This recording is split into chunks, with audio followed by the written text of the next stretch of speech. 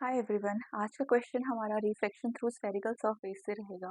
आपके पास क्वेश्चन में दे रखा है the diameter of a glass sphere is 15 centimetre. The beam of light strikes the sphere which converges at point 30 centimetre behind the pole of the spherical surface. Find the position of the image if mu is equals to 1.5। आपके पास इस तरह से converging raise हैं। अगर आपके पास ये glass sphere बीच में ना होता तो ये रेज यहाँ पर आकर मीट कर जाती।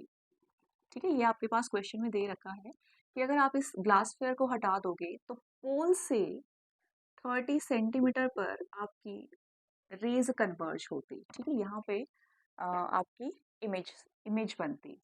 ठीक है, लेकिन बीच में हमने एक ग्लास फेयर को रख दिया है जिसका रिफ्रैक्टिव इंडेक्स आपके पास 1.5 दे रखा है, जबकि आउटर मीडियम का रिफ्रैक्टिव इंडेक्स 1 है क्योंकि आउटर मीडियम एयर है।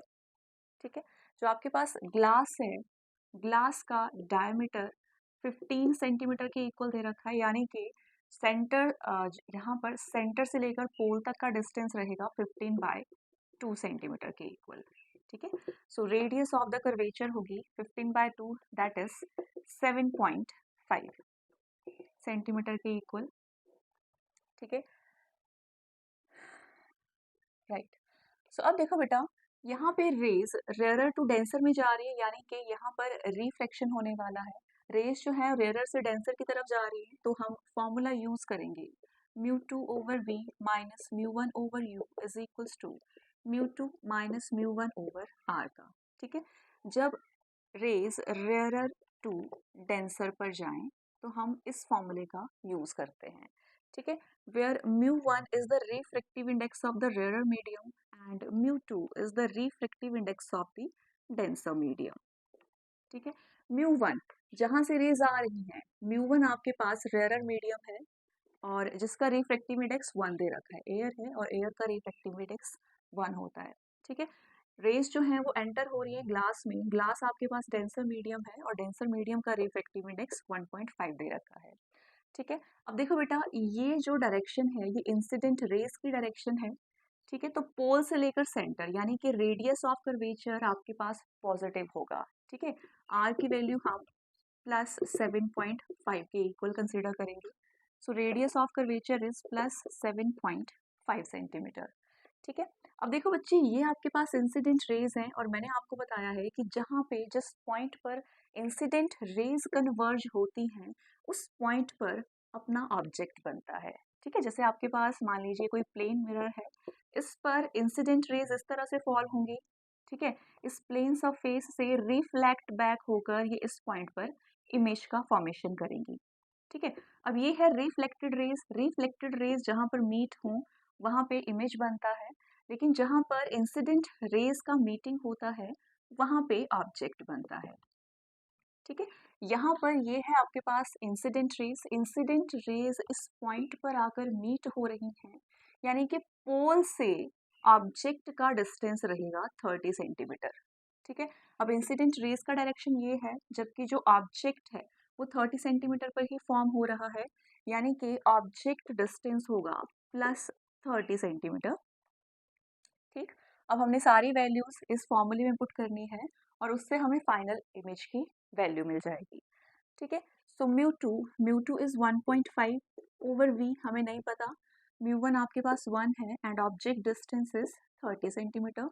μ2 is 1.5 and μ1 is 1 divided by r. Radius of curvature is 7.5. So 1.5 over v minus 1 over 30 is equals to 0.5 over 7.5, right? अब इसे हम दूसरी तरफ ले जाएंगे तो ये बनेगा 1.5 over v is equals to 0.5 over 7.5 plus 1 by 30। इसे हम सॉल्व कर सकते हैं। 0.5 ओवर 7.5, तो पॉइंट से पॉइंट हम कैंसिल कर सकते हैं, तो ये बनेगा 1/15। ठीक है, इसको सॉल्व करने पर 1.5 ओवर v और ये बन रहा है 1/15 प्लस 1/30। अब खाली हमने इसे सॉल्व करना है। 15 एंड 30 का एलसीएम 30, सो ये 2 प्लस 1 1.5 ओवर v। ठीक है, so 1.5 over v is equals to 3/30, so ये बन रहा है 1/10। and 1.5 over V is equals to 1 by 10 and V is equals to 1.5 into 10, that is 15 centimeter with positive sign. ठीक है, तो यहाँ पर इंसिडेंट रेज की रिफ्रैक्शन हुई। रिफ्रैक्शन के बाद यहाँ पे जो फाइनल इमेज का फॉर्मेशन हो रहा है वो प्लस 15 सेंटीमीटर के 15 सेंटीमीटर पर हो रहा है। तो ये इंसिडेंट रे है प्लस 15, ये 7.5 और यहाँ पे आ रहा है 15, यानी कि इमेज का फॉर्मेशन आपका इस पॉइंट पर होगा।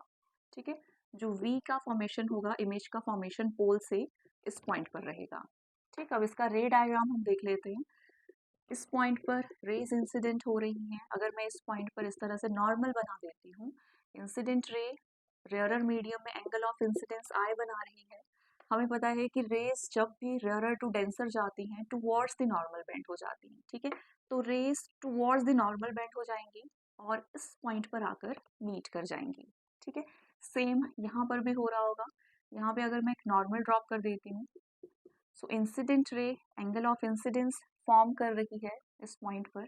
ठीक है बेटा, अब रेज जो है वो रेयरर से डेंसर की तरफ जा रही है तो टुवर्ड्स द नॉर्मल बेंड हो जाएंगी। ठीक है, और इस पॉइंट पर आपका इंटरसेक्शन हो रहा है रिफ्रैक्टेड रेज का। और मैंने आपको बताया कि जहाँ पे भी रिफ्लेक्टेड रेज या फिर रिफ्रैक्टेड रेज मीट करती हैं उस पॉइंट पर इमेज फॉर्म होती है। ठीक है, और यहाँ पर पोल से 15 सेंटीमीटर पर हमारा इमेज फॉर्म हो रहा है। ठीक है, थैंक यू।